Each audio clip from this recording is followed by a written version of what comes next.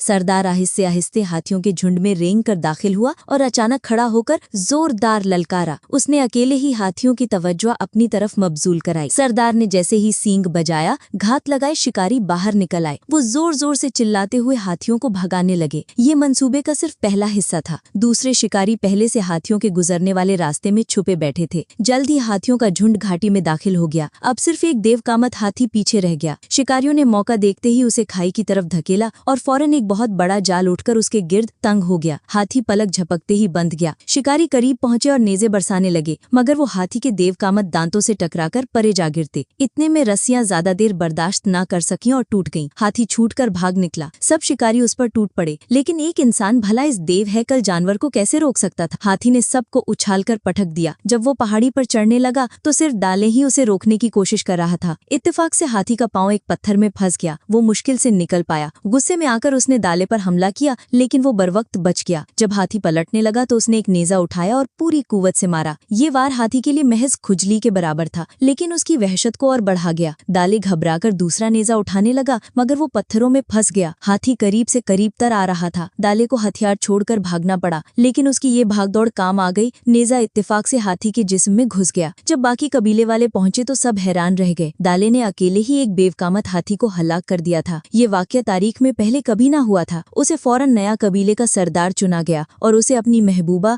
ईफलर से ब्याह दिया गया।